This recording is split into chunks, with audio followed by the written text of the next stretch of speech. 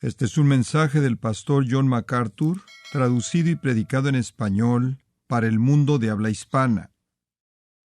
Tengo hoy la responsabilidad de hablarles de la palabra de Dios, como siempre es. No tienen interés en mi opinión, no desperdiciaré su tiempo al darles mi opinión, pero debemos oír por parte de Dios. Todo el mundo está consciente de que estamos en una crisis, quizás algo que jamás hemos experimentado en la mayor parte de nuestras vidas.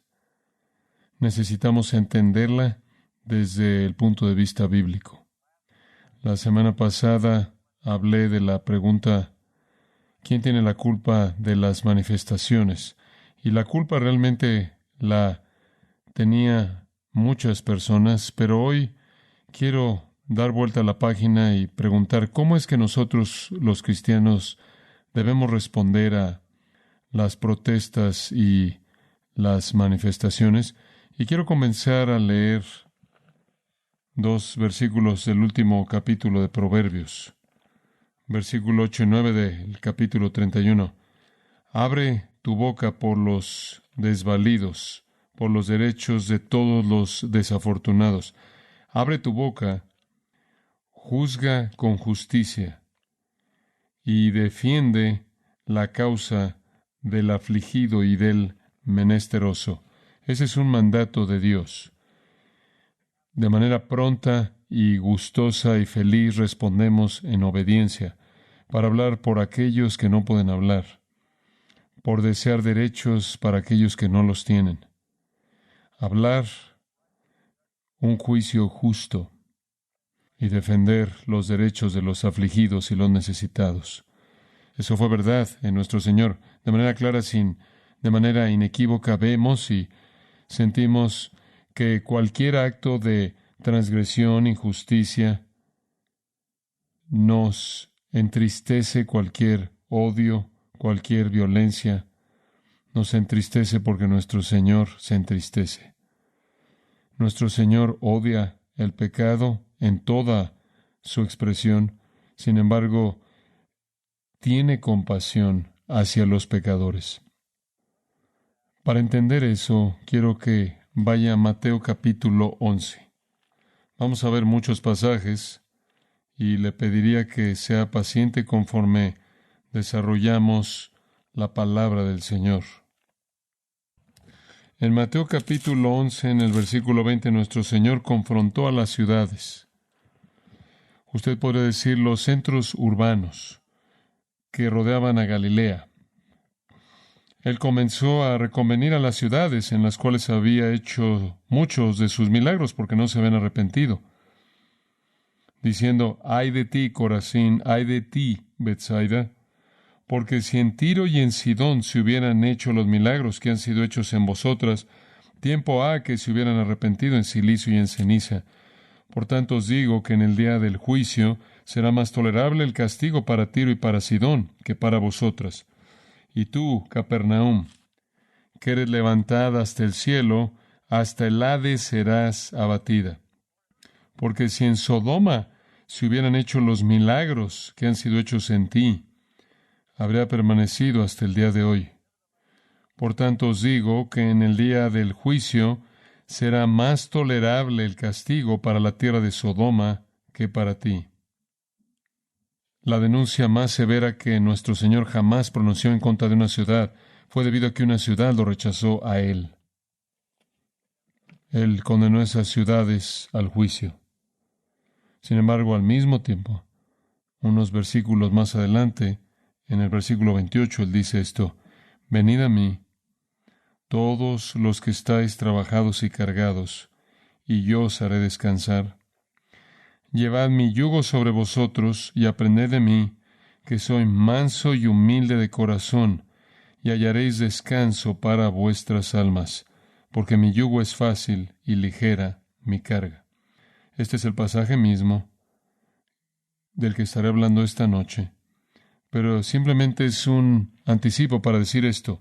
Nuestro Señor pronuncia juicio mordaz en contra de ciudades aparentemente benignas y dice que su juicio será peor que el de las ciudades más paganas del pasado, incluyendo a Sodoma, la cual Dios sepultó bajo fuego y azufre debido a su pecado miserable, incluyendo la homosexualidad. Ese mismo Jesús mordaz fue quien ofrece y dice: venid a mí, todos los que estáis trabajados y cargados, y yo os haré descansar. Tenemos la responsabilidad de ser como nuestro Señor, denunciar el pecado, denunciar el rechazo del Evangelio de Jesucristo, advertir a las ciudades y a la gente de este mundo que si rechazan a Jesucristo, el juicio divino caerá. Y entre más expuestos hayan estado a Cristo, más severo será el juicio. Y al mismo tiempo que decimos eso, también les rogamos a aquellos que están en esas ciudades bajo juicio, esos lugares, con las palabras de Jesús: venid a mí, que yo te daré descanso, el descanso de la salvación. Esta es la vida de dos ángulos del cristiano en el mundo: denunciar el pecado, denunciar el juicio inevitable y al mismo tiempo rogarle a los pecadores que están bajo ese juicio para que escapen al abrazar a Jesucristo. Quiero que avance un poco en el libro de Mateo al capítulo 22. Creo que algunas veces los cristianos son acusados de no ser amorosos porque es necesario que nosotros declaremos la verdad acerca del juicio y el pecado. Y entonces queremos recordar lo que nuestro Señor dice en Mateo 22. Vamos a ver el versículo 34 en adelante. Entonces los fariseos, oyendo que había hecho callar a los saduceos, se juntaron a una, y uno de ellos, intérprete de la ley, preguntó por tentarle, diciendo: Maestro, ¿cuál es el gran mandamiento en la ley? Esta tenía la intención de ser una trampa. A lo largo de los años, los fariseos y los saduceos, en cierta manera, eran los preparados académicamente, eran los rabinos.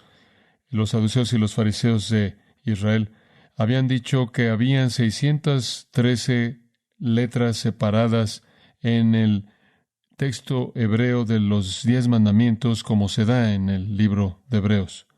Por lo tanto, habían 613 leyes separadas en los 5 libros de Moisés. Esto era llamado letrismo, era popular con los rabinos. Los rabinos habían dividido esas 613 leyes en leyes afirmativas y negativas, 248 afirmativas, una para cada parte del cuerpo humano, decían en su ignorancia, y 365 negativas, una para cada día del año. Las leyes entonces eran divididas entre las pesadas y las ligeras. Las pesadas eran absolutamente obligatorias y las ligeras eran menos obligatorias. Los rabinos, no obstante, nunca podían ponerse de acuerdo en cuáles eran las ligeras y cuáles eran las pesadas. Fue este tipo de orientación superficial, compleja para ellos, que querían usar para enredar a Jesús, porque ellos decían: Él dijo que era el Mesías, Él dijo que era Dios en carne humana, entonces ciertamente Jesús tendría una perspectiva más abrumadora y más compleja de la ley que ellos. Y creo que ellos supusieron que esta pregunta lo atraparía, porque cuando le pidieron que nombrara la gran ley, él nombraría algo con lo que todos estarían en desacuerdo y juntos lo condenarían. Esta fue su respuesta en el versículo 37. Jesús le dijo: Amarás al Señor tu Dios con todo tu corazón y con toda tu alma y con toda tu mente. Viene del Shema, Deuteronomio 6:5. Eso es lo que los judíos enrollaron y lo pusieron en la masusa, y en la puerta era lo que los rabinos colocaban en su cabeza y en sus muñecas, en las filacterías. Ese es el Shema. Ese es Jehová nuestro Dios uno es. Llamarás a Jehová nuestro Dios con todo tu corazón, alma y mente.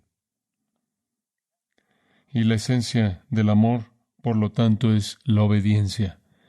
Ese es el mandato singular de Dios. Y Jesús no se puede detener ahí. Este es el primero y grande mandamiento en el versículo 38, y el segundo es semejante: amarás a tu prójimo como a ti mismo. De estos dos mandamientos depende toda la ley y los profetas.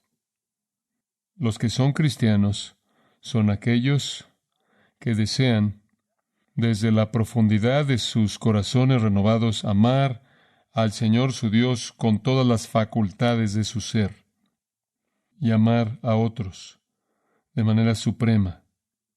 Por cierto, amarás a tu prójimo como a ti mismo es la afirmación más citada en el Antiguo Testamento que se cita en el Nuevo Testamento. Este segundo mandamiento es metido al Nuevo Testamento porque define la vida. Define la vida. Regresemos a donde se originó, de regreso al libro de Levítico, de regreso a los escritos de Moisés y de regreso al capítulo 19 de Levítico. El capítulo 19 comienza con el Señor hablándole a Moisés. Y él dice: habla a toda la congregación de los hijos de Israel y dile: santos seréis, porque santo soy yo, Jehová vuestro Dios. En el versículo 3 dice: yo Jehová vuestro Dios. En el versículo 4, yo Jehová vuestro Dios. En el versículo 10, yo Jehová vuestro Dios. En el versículo 12, yo Jehová vuestro Dios. En el versículo 14, yo Jehová. Versículo 16, yo Jehová. 18, yo Jehová. Versículo 25, yo Jehová vuestro Dios. Versículo 28, yo Jehová. Versículo 30, 37, yo Jehová. Entonces, si yo soy Jehová, tu Dios, demando de ti santidad. ¿Cómo se ve eso? Bueno, regresa al versículo 18. Aquí hay por lo menos una afirmación. No te vengarás, ni guardarás rencor a los hijos de tu pueblo, sino amarás a tu prójimo como a ti mismo. Amarás a tu prójimo como a ti mismo. En cierta manera, esa es la afirmación de resumen. Regresa al versículo 9 y veamos cómo se ve eso. Cuando sigues la mies de tu tierra, no segarás hasta el último rincón de ella, ni espigarás tu tierra segada. Cosecha en un círculo y deja lo que queda, y lo que se te caiga, déjalo ahí. ¿Por qué? Y no rebuscarás tu viña, ni recogerás el fruto caído de tu viña. Para el pobre y para el extranjero lo dejarás. Yo, Jehová vuestro Dios. ¿Me amas? No consumes todo lo que tienes. Deja algo para el pobre y para el extranjero. Versículo 11. No hurtaréis y no engañaréis, ni mentiréis el uno al otro. Y no juraréis falsamente por mi nombre, profanando así el nombre de tu Dios. No oprimirás a tu prójimo, ni le robarás. No retendrás el salario del jornalero en tu casa hasta la mañana. Págale el día que trabaja. No maldecirás al sordo, y delante del ciego no pondrás tropiezo, sino que tendrás temor de tu Dios. Después, versículo 15, no harás injusticia en el juicio, ni favoreciendo al pobre, ni complaciendo al grande. Con justicia juzgarás a tu prójimo. No andarás chismeando entre tu pueblo, no atentarás contra la vida de tu prójimo, no aborrecerás a tu hermano en tu corazón, razonarás con tu prójimo para que no participes de su pecado. En otras palabras, si necesitas reprenderlo, repréndelo, pero no al punto de pecar. No te vengarás, ni guardarás rencor. Versículo 33. Cuando el extranjero morare con vosotros en vuestra tierra, no le oprimiréis. Como a un natural de vosotros tendréis al extranjero que mora entre vosotros, y lo amarás como a ti mismo, porque extranjeros fuisteis en la tierra de Egipto, yo Jehová vuestro Dios. No hagáis injusticia en juicio, en medida de tierra, en peso, ni en otra medida. Balanzas justas, pesas justas y medidas justas tendréis. Todos estos son indicadores de medida. ¿Por qué? Porque yo soy Jehová vuestro Dios. Guardad pues todos mis estatutos y todas mis ordenanzas y ponedlos por obra, yo Jehová. De hecho, 160 veces en el libro de Levítico, Dios dice, yo soy Jehová, yo soy Jehová. 150 veces está la palabra santidad. Yo soy Jehová, Y si me amas, ama a tu prójimo como a ti mismo. Regresa a Mateo 22, en donde Jesús cita este texto tan conocido de Levítico 19:18. Amarás a tu prójimo como a ti mismo. Y después dice en el versículo 40, de estos dos mandamientos depende toda la ley y los profetas. Eso se refiere al Antiguo Testamento en su totalidad. Todo el Antiguo Testamento, todas las leyes, todos los 10 mandamientos y las demás leyes presentadas en el Antiguo Testamento básicamente son resumidas en amar a Dios con todo su corazón, alma y mente y amar a su prójimo como a sí mismo. Todas se relacionan a amar a Dios o amar a otros, todas. Todo el Antiguo Testamento, todo el deber moral del hombre, todo el deber espiritual del hombre resumidas en ama a Dios totalmente, ama a tu prójimo como a ti mismo. El apóstol Pablo recoge esto en el capítulo 13 de Romanos, y este es lo que dice. No debáis a nadie nada, sino el amaros unos a otros, versículo 8, porque el que ama al prójimo ha cumplido la ley. Y después él explica, porque no adulterarás, no matarás, no hurtarás, no dirás falso testimonio, no codiciarás, y cualquier otro mandamiento en esta sentencia se resume. Amarás a tu prójimo como a ti mismo. El amor no hace mal al prójimo, así que el cumplimiento de la ley es el amor. Las leyes básicamente están diseñadas para protegernos el uno del otro, ¿entiende eso? Las leyes están diseñadas para protegerlo a usted de mí y a mí de usted, pero no necesito esas leyes si lo amo a usted. Lo que falta en el corazón humano es este tipo de amor. No hay amor hacia Dios, no hay amor hacia otros que satisface a Dios. Entonces, a la luz de esta realidad, debemos amar a Dios para que obedezcamos su palabra, y su palabra dice que debemos amar a otros como a nosotros mismos, no debemos cometer injusticia, ni venganza, ni dañar a nadie jamás. Entonces, como cristiano, estoy viendo el mundo en la actualidad y estoy viendo todo tipo de cosas que están pasando con respecto a injusticias y sufrimiento. No hay duda al respecto. Hay mucha injusticia en el mundo. Está por todos lados. Nadie entiende lo que está pasando. Nadie. Entonces, ¿cuáles son mis opciones en la situación actual? Permítame ser específico. Permítame darle algunas que han sido sugeridas. En primer lugar, una alternativa sería unirse a la causa de las vidas de color importan, ese movimiento. Porque claro que importan esas vidas, somos creados a imagen de Dios, y aquellos que han sufrido merecen nuestro apoyo, y así es. Y han sufrido injusticia, y así es.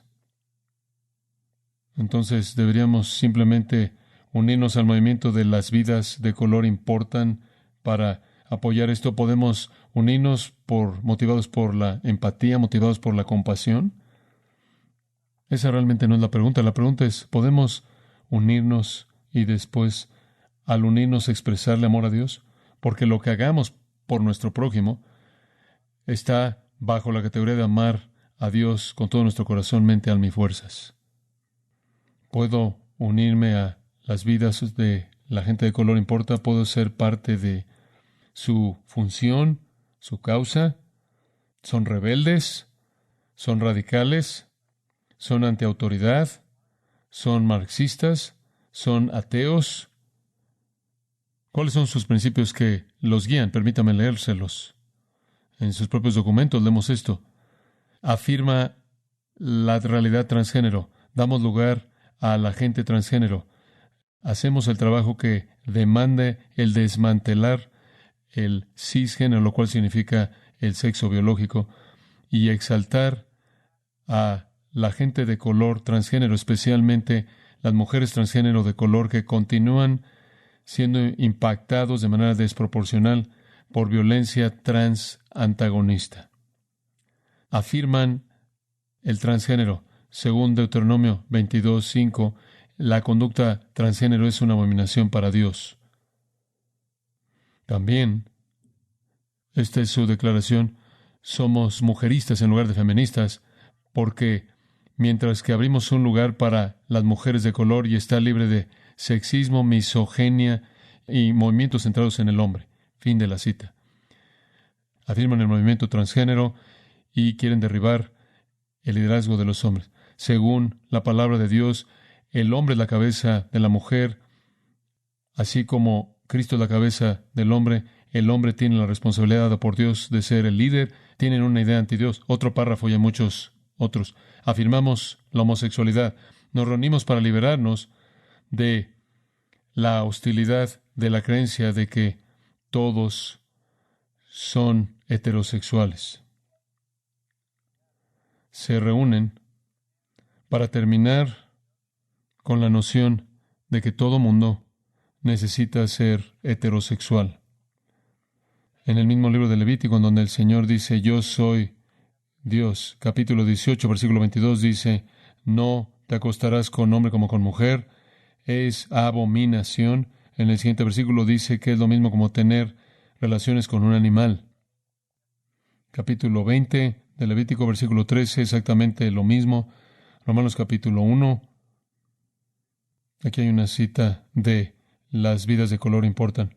Intencionalmente amplificamos que la experiencia en particular de violencia, que la gente de color transgénero, homosexual, las mujeres en particular que enfrentan esta hostilidad y la gente interseccional, no puede haber liberación a menos de que peleemos por estas personas.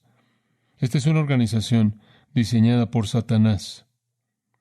Usar el sufrimiento de algunas personas como el medio para destruir sus vidas, para destruir la moralidad, la conciencia, la familia e incluso la iglesia, y reemplazarla con conducta que es inmoral, perversa, abominable, que destruye el alma, destruye la familia, mata la familia y desastrosa para la sociedad. El meollo es que esos documentos son anti-Dios, anti-Escritura, anticristo. Esta es una organización que es el enemigo de Dios. ¿Realmente cree usted que ir por ese camino va a hacer algo para levantar a una sociedad? No tiene nada que ver con el color de la piel de alguien. Vaya por ese camino y es el camino de la destrucción absoluta y total. Acabe con la ley de Dios en el corazón, déle a la gente la inmoralidad como el estándar, destruya la familia, saque el mensaje del Evangelio de la iglesia y el único refreno posible que queda es la policía para tratar de detener la inundación. No puedo ser parte de eso porque 2 Corintios es muy, muy directa. Escuche lo que el Señor dice. 2 Corintios 6:14. No os unáis en yugo desigual con los incrédulos, porque ¿qué compañerismo tiene la justicia con la injusticia? ¿Y qué comunión la luz con las tinieblas? ¿Y qué concordia Cristo con Belial? ¿O qué parte el creyente con el incrédulo? ¿Y qué acuerdo hay entre el templo de Dios y los ídolos? Porque vosotros sois el templo del Dios viviente, como Dios dijo, habitaré y andaré entre ellos y seré su Dios, y ellos serán mi pueblo, por lo cual salid de en medio de ellos y apartaos, dice el Señor, y no toquéis lo inmundo. Y yo recibiré y seré para vosotros por padre, y vosotros me seréis hijos e hijas, dice el Señor Todopoderoso. Entonces, eso lleva al capítulo 7, versículo 1. Así que, amados, puesto que tenemos tales promesas, como hijos, hijas de Dios, limpiémonos de toda contaminación de carne y de espíritu, perfeccionando la santidad en el temor de Dios. Regresamos al Levítico de nuevo. Usted no puede ser parte de algo que está diseñado por Satanás para destruir las únicas instituciones que pueden mantener en alto la coherencia en esta sociedad. No nos sorprende que esa manera de pensar ha corrompido la iglesia, ataca a Dios y ahora quieren deshacerse del único refreno que queda, el cual es la policía.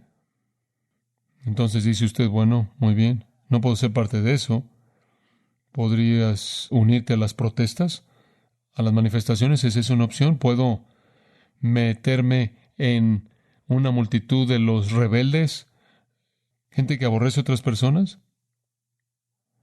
Observe Eclesiastés capítulo 8. Esto es muy instructivo. Eclesiastés capítulo 8. Yo únicamente estoy buscando respuestas en las Escrituras. Capítulo 8, versículo 1. ¿Quién como el sabio y quién como el que sabe la declaración de las cosas? La sabiduría del hombre ilumina su rostro. ¿Quiere usted ser sabio? ¿Quiere tener una vida feliz? Versículo 2. Te aconsejo que guardes el mandamiento del rey y la palabra del juramento de Dios. No te apresures a irte de su presencia, ni en cosa mala persistas, porque Él hará todo lo que quiere. Usted se coloca en una posición de peligro si usted se rebela contra la autoridad. Pues la palabra del rey es con potestad, versículo 4. ¿Y quién le dirá qué haces? El que guarda el mandamiento no experimentará mal. Y el corazón del sabio discierne el tiempo y el juicio. Hay un tiempo y juicio apropiados, porque para todo lo que quisieres hay tiempo y juicio, porque el mal del hombre es grande sobre él, pues no sabe lo que ha de ser, y él cuándo haya de ser. ¿Quién se lo enseñará? Entonces, si usted se mete en una rebelión, no sabe lo que va a pasar usted, pero podría terminar muy mal. ¿Usted piensa que va a controlar las cosas? Versículo 8. No hay hombre que tenga potestad sobre el espíritu para retener el espíritu, ni potestad sobre el día de la muerte, y no valen armas en tal guerra. Usted no sabe cuándo va a estar usted fuera de la guerra, ni la impiedad librará al que la posee. Todo esto he visto y he puesto mi corazón en todo lo que debajo del sol se hace. Hay tiempo en que el hombre se enseñará del hombre para mal suyo. Usted va a terminar muerto de cualquier manera. ¿Qué valor hay en ser parte de una rebelión contra la autoridad? Pablo también habla con respecto a eso en Romanos 13. Permítame recordárselo. Y vamos a regresar a Eclesiastés en un minuto. Romanos 13, versículo 1. Sométase toda persona a las autoridades superiores, porque no hay autoridad sino de parte de Dios, y las que hay por Dios han sido establecidas. De modo que quien se opone a la autoridad, a lo establecido por Dios resiste, y los que resisten acarrean condenación para sí mismos. Entonces no solo tiene el asunto de Eclesiastés, en donde usted está actuando en algún tipo de protesta en contra de la autoridad. Usted no sabe cómo va a terminar, y usted podría perder su vida porque usted no puede controlar el viento ni el día de su muerte. No solo eso, no solo tiene que enfrentar esa realidad, sino que se opone a la autoridad, se opone a la ordenanza de Dios, y usted cae bajo su condenación, porque los magistrados no están para infundir temor al que hace el bien, sino al malo. ¿Quieres pues no temer la autoridad? Haz lo bueno, y tendrás alabanza de ella, porque es servidor de Dios para tu bien. Pero si haces lo malo, teme, porque no en vano lleva la espada. Ese es un arma mortal, pues es servidor de Dios, vengador para castigar al que hace lo malo, por lo cual es necesario estarle sujetos. Esto incluso significa paga tus impuestos, porque los gobernantes son servidores de Dios para traer el orden a la sociedad. Por cierto, podemos ver que los romanos habían impuesto impuestos horrendos sobre los judíos, y el Señor nunca dijo que no pagaran, sino que Él dijo, dad a César lo que es de César y a Dios lo que es de Dios. Y aquí Pablo dice, pagad a todo lo que debéis, al que tributo, tributo, al que impuesto, impuesto. Hay cosas que pasan en una sociedad que no son justas. Escuchen lo que dice Pedro, 1 Pedro 2:13. Sométanse por causa del Señor, yo soy el Señor, yo soy santo, a toda institución humana, ya sea al rey como a superior, y a los gobernadores como por él enviados, para castigo de los malhechores y alabanza de los que hacen bien, porque esta es la voluntad de Dios, que haciendo bien hagáis callar la ignorancia de los hombres insensatos. Haga lo correcto, y parte de hacer lo correcto es someterse. Versículo 17, honrad a todos, amad a los hermanos, temed a Dios, honrad al rey.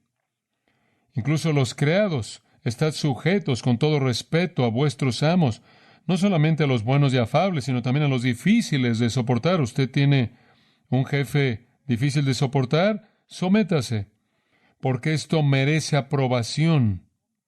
Si alguno, a causa de la conciencia delante de Dios, sufre molestias padeciendo injustamente, entonces usted sufre injustamente. Adivine qué: bienvenido al mundo. Bienvenido a la vida en un mundo caído. Esto encuentra gracia. Usted se coloca en una posición de gracia divina cuando usted sufre injustamente.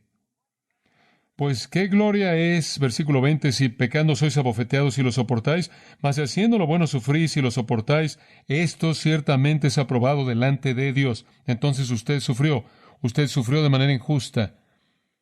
Como un hijo de Dios, a usted se le ha dado gracia en esa ocasión. Aquí está el gran ejemplo, versículo 21. Pues para esto fuisteis llamados. ¿Qué? Sí, ha sido llamado a sufrir injustamente, porque también Cristo padeció por nosotros, no solo de una manera redentora, sino como un ejemplo para usted, para que sigáis sus pisadas.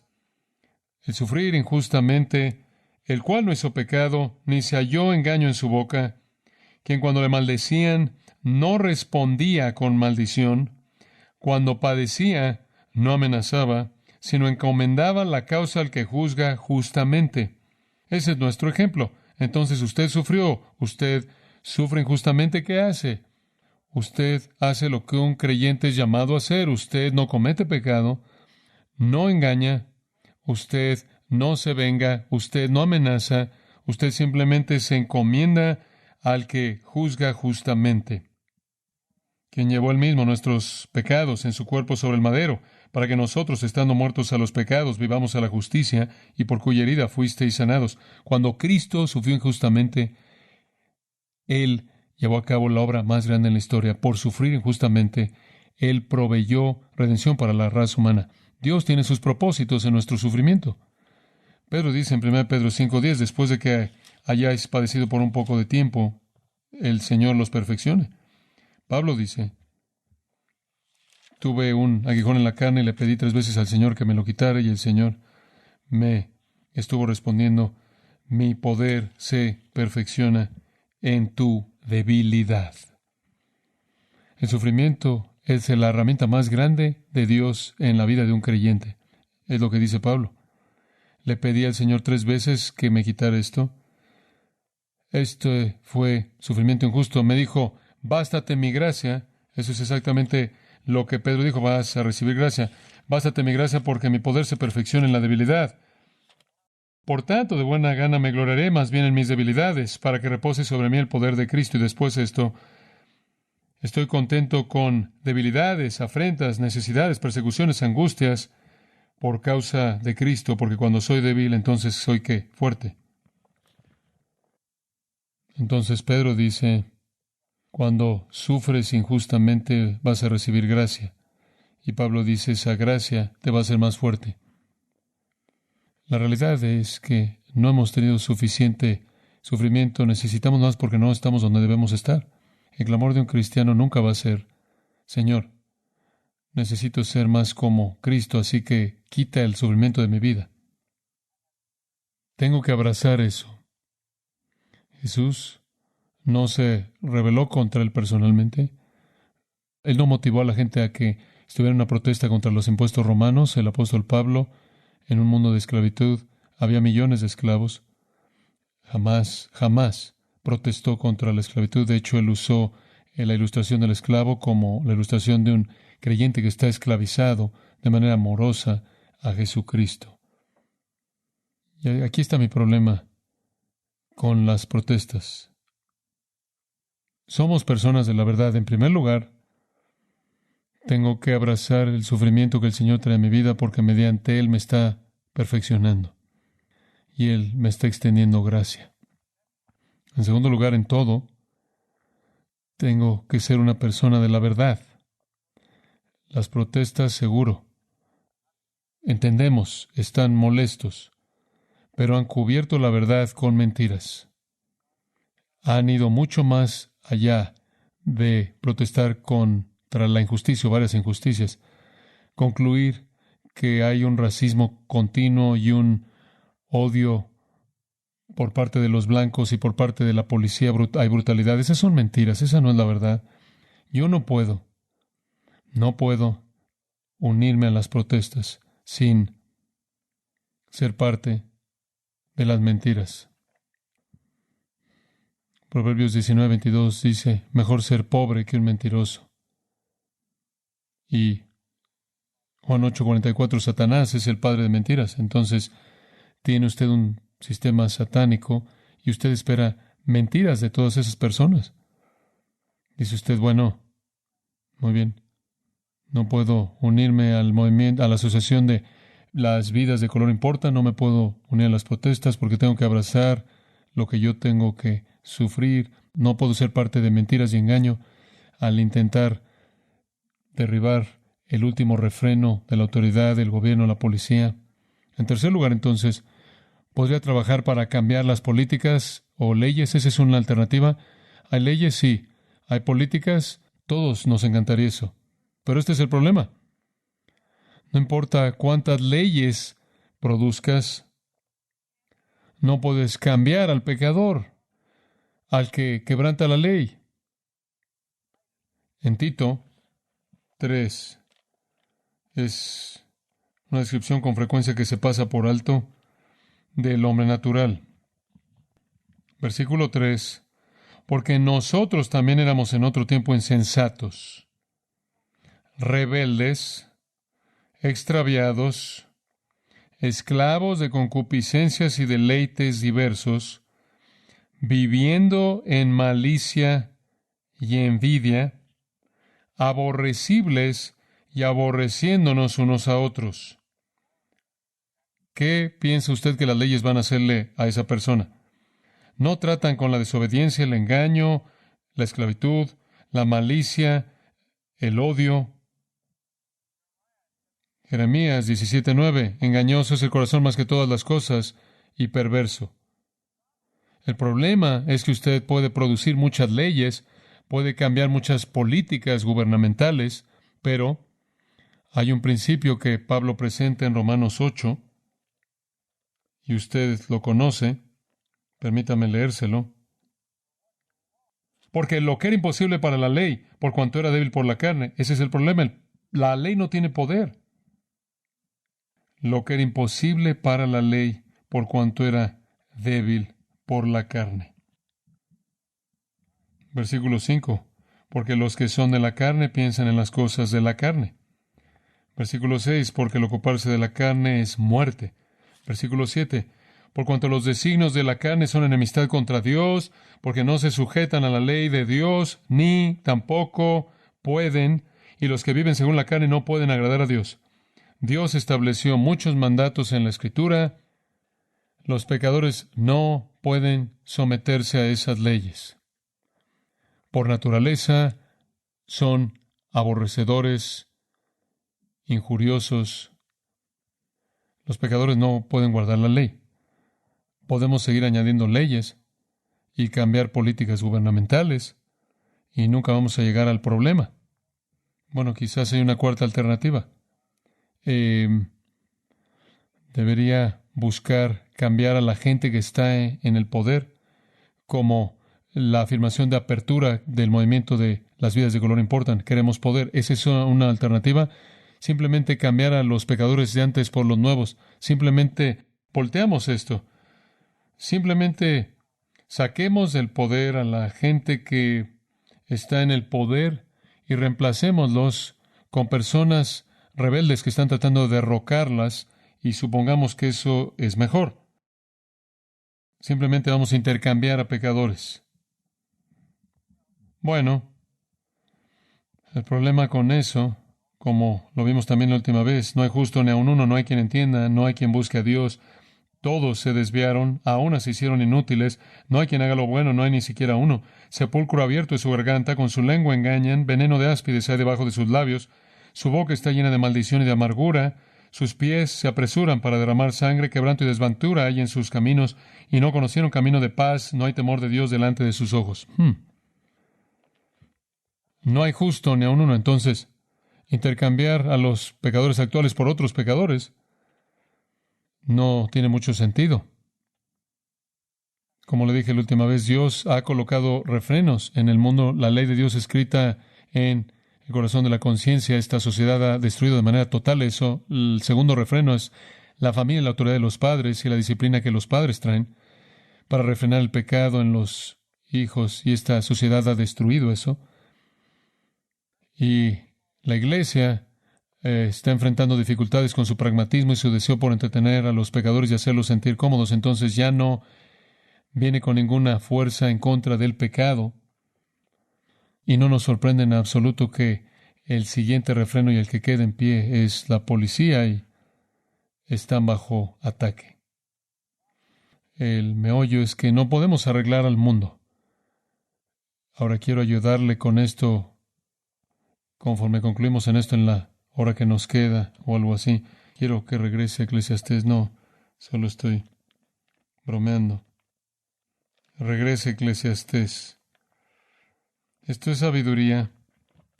Este es el libro de sabiduría. Y comienza con lo más sabio que se puede decir. Capítulo 1, versículo 1. Palabras del predicador, hijo de David, rey de Jerusalén. Vanidad de vanidades, dijo el predicador, vanidad de vanidades, todo es vanidad. Esa es una manera bastante desalentadora para comenzar. ¿Qué quieres decir con vanidad? Semejante a la neblina, al vapor, o incomprensible, o enigmático, temporal. Y lo que él está diciendo es, no puede usted controlar la vida en un mundo caído. Usted no puede controlarla. Simplemente va de ir de gente viva a gente muerta. Y el tema de Eclesiastés es este. Vas a morir y adivina qué, no vas a cambiar al mundo caído. Vas a morir. Versículo 4. Generación va y generación viene, mas la tierra siempre permanece. Sale el sol y se pone el sol y se apresura a volver. Todo se queda igual. He aprendido, dijo el hombre más sabio que jamás vivió y su sabiduría vino de Dios, que no puedes cambiar al mundo caído. Esto tiene que ver con la vida en el mundo caído. Alguien que es sabio entiende esto. Usted va a morir. Usted va a morir. Usted simplemente es este pequeño segmento de personas que están muriendo, que van y vienen y se olvidan, y el mundo caído se queda igual. Con una aclaración. El único que puede cambiarlo es Dios. Somos temporales, Él es eterno. Entonces, veamos el capítulo 3. Lenguaje muy conocido, poético, pero quiero extraer algo de aquí. Todo tiene su tiempo. Y todo lo que se quiere debajo del sol tiene su hora, tiempo de nacer y tiempo de morir, tiempo de plantar y tiempo de arrancar lo plantado, tiempo de matar y tiempo de curar, tiempo de destruir y tiempo de edificar, tiempo de llorar y tiempo de reír, tiempo de endechar y tiempo de bailar, tiempo de esparcir piedras o ladrillos, me imagino, y tiempo de juntar piedras, tiempo de abrazar y tiempo de abstenerse de abrazar, tiempo de buscar y tiempo de perder, tiempo de guardar y tiempo de desechar, tiempo de romper y tiempo de coser, tiempo de callar y tiempo de hablar, tiempo de amar y tiempo de aborrecer, tiempo de guerra y tiempo de paz. ¿Qué provecho tiene el que trabaja de aquello en que se afana? ¿Qué está diciendo? Este es el ritmo de la vida. Él dice en el versículo 11, Dios hizo todo hermoso en su tiempo y ha puesto eternidad en el corazón de ellos sin que alcance el hombre a entender la obra que ha hecho Dios desde el principio hasta el fin. Usted no sabe lo que Dios está haciendo en todos estos tiempos. No hay nada mejor que, dice el versículo 12, que alegrarse y hacer bien en su vida. Y coma y beba y goce el bien de toda su labor. Viva la vida, disfrute de felicidad como alguien que conoce a Dios, porque usted no sabe lo que Dios está haciendo en el mundo. Y se vuelve muy directo en el versículo 16. Vi más debajo del sol, en lugar del juicio hay impiedad. Oh, ¿no es sorprendente? Y en lugar de la justicia hay iniquidad. Simplemente es así. ¿Cuántas veces ha visto usted en la televisión alguna historia de alguien que finalmente está siendo sacado de la cárcel después de 30 años de estar ahí por algo que no hizo? ¿Tiene usted un problema? Ese sufrimiento es serio. ¿Con qué frecuencia sucede? ¿Y con qué frecuencia sucede? Ni siquiera sabemos. Esta es la vida debajo del sol. Y observen la lista de los versículos 1 al 8. Matar, destruir, llorar, odiar, guerras. Estos son los tiempos de nuestras vidas debajo de la maldición. Y el punto del predicador es, no tiene usted control sobre estas cosas. Están fuera de el control de nuestras manos. Y esta no es la única vez en la que el predicador del libro de Eclesiastés habla de estos asuntos. En el capítulo 4, versículo 1, me volví y vi todas las violencias que se hacen debajo del sol, y aquí las lágrimas de los oprimidos sin tener quien los consuele, y la fuerza estaba en la mano de sus opresores, y para ellos no había consolador. Y alabé yo a los finados, a los que ya murieron, más que a los vivientes, los que viven todavía. En otras palabras, la palabra de Dios y la sabiduría reconoce que habrá opresión y que los oprimidos van a ser impotentes. Ahí en el capítulo 5 también, en el versículo 8 leemos esto: si opresión de pobres y perversión de derecho y de justicia vieres en la provincia o en la región, no te maravilles de ello, porque sobre el alto vigila otro más alto y uno más alto sobre ellos. En otras palabras, no te sorprenda si ves opresión y la negación de la justicia y rectitud. Se da por sentado. Esa es la razón por la cual toda persona tiene que tener un jefe. Esa es la razón por la que hay niveles de personas en autoridad, porque los seres humanos no pueden ser confiables. Usted podrá sentir que está siendo oprimido, pero créame que el que lo está oprimiendo a él va a tener a alguien que lo está oprimiendo a él y sigue hacia arriba en la escalera. Entonces, la suposición misma de la estructura y la jerarquía es un reconocimiento de que la vida estará llena de injusticia y opresión, y hacemos lo mejor que podemos para mitigar eso al hacer que la gente rinda cuentas a otras personas. Esta es la vida debajo del sol. Hay un tiempo para nacer, hay un tiempo para morir, pero escuche también hay un tiempo de juicio. Versículo 14, entendido que todo lo que Dios hace será perpetuo, sobre aquello no se añadirá, ni de ello se disminuirá, y lo hace Dios para que delante de él teman los hombres. Aquello que fue ya es, y lo que ha de ser fue ya, y Dios restaura lo que pasó. ¡Qué gran afirmación! Dice usted, bueno, el tiempo pasó, ya se fue. No con Dios. No con Dios. Usted experimenta sufrimiento y pérdidas y ganancias. La vida sigue. Dios recuerda todo, todo. Toda cosa que sucede va a tener su día en la corte de Dios. Usted necesita temer a Dios. Usted necesita colocar su mente en Dios como el que va a resolver todas las injusticias y la falta de rectitud. Sí, lo que ha pasado para nosotros no se le ha escapado a Dios. Él va a regresar la cinta. Vi más debajo del sol, versículo 16, en lugar del juicio allí impiedad, y en lugar de la justicia allí iniquidad. Y dije yo en mi corazón, al justo y al impío juzgará Dios, porque allí hay un tiempo para todo lo que se quiere y para todo lo que se hace. Allí está. Todo va a tener su día en la corte de Dios. No juegue usted a que es Dios.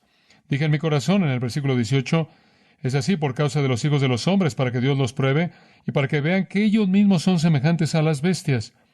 Son semejantes a las bestias.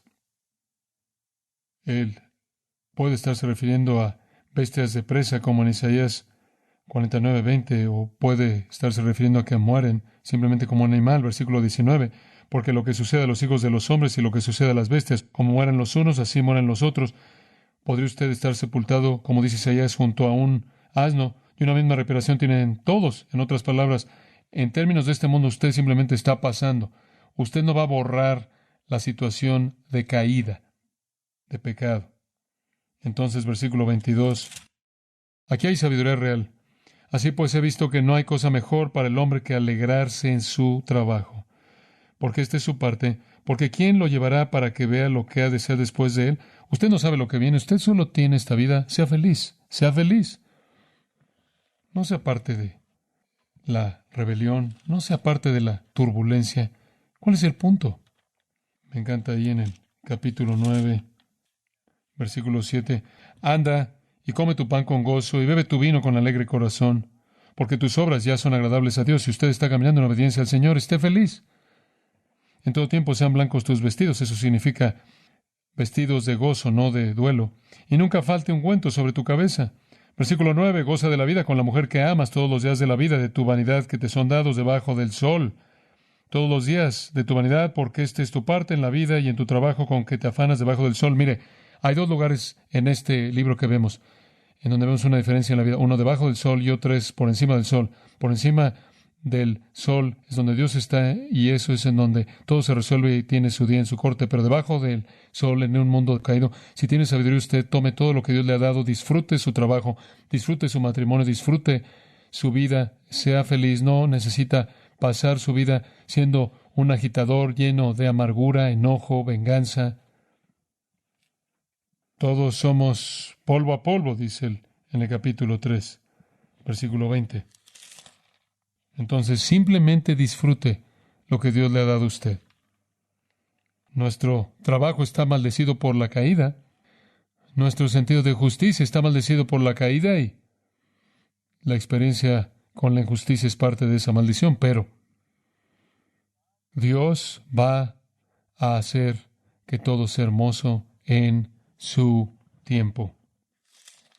Aquí hay una cita de David Gibson, creo que es muy buena. En otras palabras, debido a que Dios vive para siempre y yo no, puedo experimentar varias ocasiones en mi vida sabiendo que son parte de un panorama más grande que no puedo ver, pero que es visible para un Dios bueno y sabio que ve todo el panorama. Y parte de ser sabio en este mundo es aprender a aceptar que solo tenemos acceso muy limitado al panorama general. Con toda certeza, con frecuencia queremos acceso a él porque Dios ha colocado la eternidad en el corazón del hombre, pero el punto es que no podemos conocer lo que Dios ha hecho de principio a fin. No es que Dios esté siendo no amable con nosotros al no compartirlo. El punto es que no estamos diseñados para entender el panorama general, precisamente porque vivimos en el tiempo y Dios no.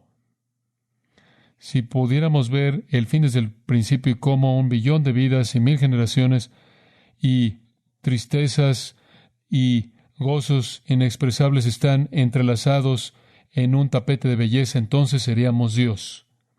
Fin de la cita. David Gibson añadió, en mi historia finita, la historia de su vida, con frecuencia me quedo buscando diferentes hilos, tratando de tejerlos de una manera coherente. Mi historia tiene personajes quebrantados, interrupciones y relaciones y tensiones y dificultades que no han sido resueltas. La historia de mi vida tiene contradicciones no explicables. Tengo bastantes preguntas que no han sido contestadas y en la bondad y misericordia de Dios todavía tengo capítulos no terminados, pero mi historia no es la historia. La historia revela que habrá un tiempo de juicio y los creyentes confían en ese juicio, que ese juicio finalmente prevalecerá. Eso es en lo que confían los creyentes. Él procede a decir, nuestro anhelo por la justicia es parte de nuestro corazón. Niegue a los padres que están llorando la justicia para el que mató a su hijo. No hay palabras para el terror y furia que consumen sus corazones en un hogar quebrantado. Pise la dignidad y los derechos de alguien y no lo haga caso, y damos lugar a la indignación que dura por décadas. El mundo, decimos, no debe ser así. ¿Habrá un momento de justicia? La respuesta es sí, sí, sí. Versículo 14 de nuevo del capítulo 3. Lo que Dios hace permanecerá para siempre. Dios ya lo determinó, nada se le escapa.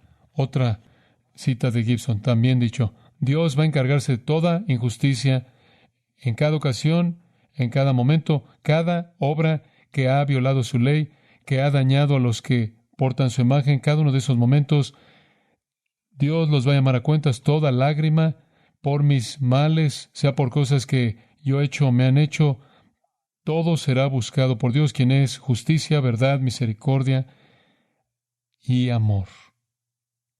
Dios está fuera del tiempo, afuera del espacio, en control de todo. Cada vez, cada experiencia tendrá su día en la corte de Dios. ¿Ve usted injusticia? ¿Ha sido usted víctima de la injusticia? ¿Acaso su injusticia fue más grande que la de muchos otros en la historia? ¿Acaso su injusticia fue mayor a la injusticia que enfrentó el Hijo de Dios en los juicios judíos? ¿No hay promesa de justicia en esta vida? Hacemos lo mejor que podemos como criaturas caídas en un mundo caído, pero Dios va a juzgar en su tiempo. Usted y yo somos impotentes. Tenemos que dejarle estos asuntos a Dios. Desde un punto de vista humano, se pierde el tiempo, oportunidades, trabajos, personas, esposas, maridos son perdidos. Se pierden hijos. Todas estas cosas se buscan y se pierden. No se pueden recuperar para nosotros, pero en el juicio final Dios va a traer de regreso el pasado conectado al futuro y nada será perdido. Es el conocimiento de Dios, del control absoluto soberano, que es la libertad que todos buscamos. En el 8º capítulo de Eclesiastés, mientras que estamos ahí en el versículo 16, hay tanto aquí que me voy a saltar algo de esto, pero versículo 16, yo pues dediqué mi corazón a conocer sabiduría y a ver la faena que se hace sobre la tierra. Porque hay quien ni de noche ni de día ve sueño en sus ojos. Usted se queda despierto tratando de entender todo. Y he visto todas las obras de Dios, que el hombre no puede alcanzar, la obra que debajo del sol se hace. No sabemos lo que Dios está haciendo en este mundo. Por mucho que trabaje el hombre buscándola, no la hallará. Aunque diga el sabio que la conoce, no por eso podrá alcanzarla. Capítulo 9 dice, ciertamente he dado mi corazón a todas estas cosas para declarar todo esto, que los justos y los sabios y sus obras están en la mano de Dios. Que sea amor o que sea odio, no lo saben los hombres. Todo está delante de ellos. Todos lo experimentamos. Si usted trata de arreglarlo, versículo 3 dice, este mal hay entre todo lo que se hace debajo del sol, que un mismo suceso acontece a todos. Esa es la muerte. Y también que el corazón de los hijos de los hombres está lleno de mal y de insensatez en su corazón durante su vida. ¿Quiere vivir una vida coherente? Váyase a casa, trabaje, esté feliz, ame a su esposa, bese a sus bebés. Usted no tiene que crear rebelión en las calles. Versículo 5, porque los que viven saben que han de morir. Versículo 6, también su amor y su odio y su envidia fenecieron ya. Y nunca más tendrán parte en todo lo que se hace debajo del sol. Entonces, anda y come tu pan con gozo, y bebe tu vino con alegre corazón. En todo tiempo sean blancos tus vestidos. Nunca falte ungüento sobre tu cabeza. Goce de la vida con la mujer que amas. Versículo 10, todo lo que te viniere a la mano para hacer, hazlo según tus fuerzas, porque en el Seol, a donde vas, no hay obra. Versículo 11, me volví, vi debajo del sol, que ni es de los ligeros la carrera, ni la guerra de los fuertes, ni aun de los sabios el pan, ni de los prudentes la riqueza, ni de los elocuentes el favor, sino que tiempo y ocasión acontecen a todos. No siempre va a resultar de manera equitativa. Debajo del sol. Usted no puede litigar todo. ¿Por qué? Porque usted no conoce el panorama general. Entonces Pablo dice en 1 Corintios 4, por tanto no pronunciéis juicio antes de tiempo, antes de que el Señor venga, el cual sacará a la luz las cosas de las tinieblas, y entonces cada uno recibirá su alabanza de Dios. O Romanos 12, no paguéis a nadie mal por mal, sino haced bien a todos, en lo que a vosotros concierne vivir en paz con todos. Amados, nunca os venguéis, sino dad lugar para la ira de Dios, porque escrito está: mía es la venganza, yo daré el pago, dice el Señor. Usted no tiene que hacer el trabajo de Dios. Regresa al capítulo 8, versículo 12, para ver la necedad de esto y la hipérbole. Aunque el pecador haga maldad 1000 veces y extienda su vida, todavía sé que va a irle bien a aquellos que temen a Dios, que le temen abiertamente, pero no le irá bien al malo. No va a extender sus días porque él no teme a Dios. Se podría ver como si la gente violenta y la gente que hace daño y hace maldad florece.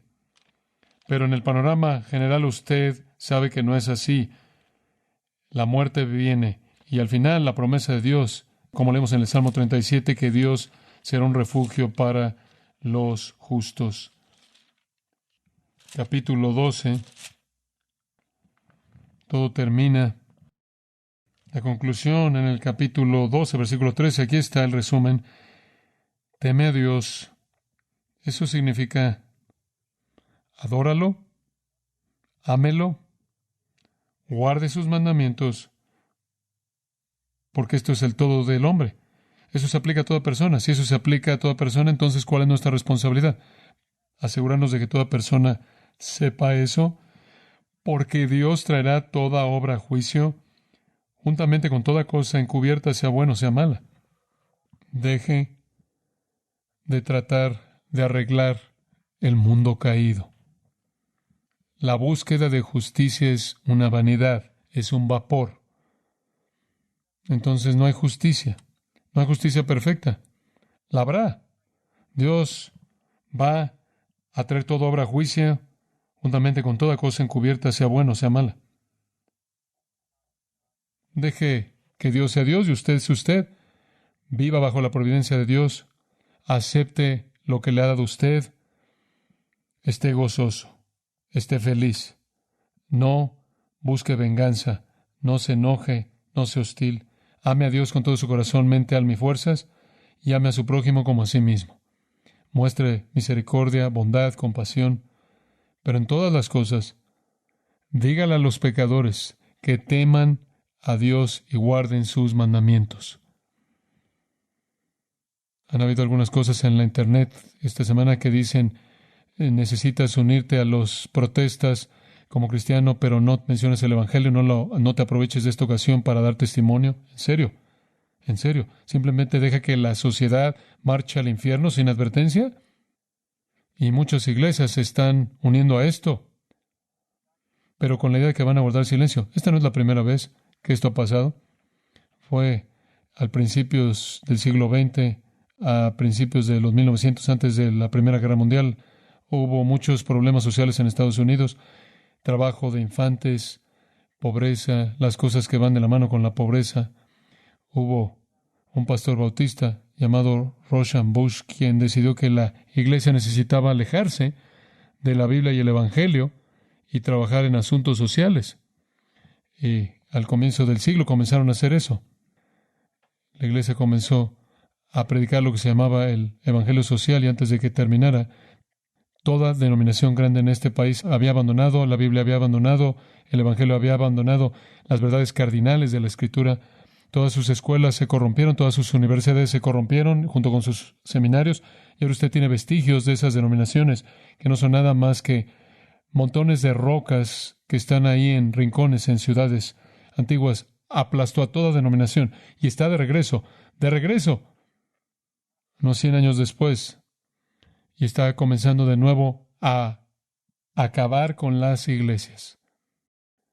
Cuando usted se enreda en esta torpeza y necedad de tratar de arreglar el mundo, usted está dándole un golpe a la voluntad de Dios y el propósito de Dios. Usted está violando sus mandatos.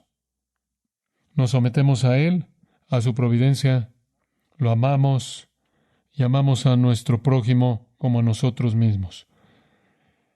Esto es reconciliación. Los pecadores deben reconciliarse con Dios y solo entonces pueden reconciliarse entre sí.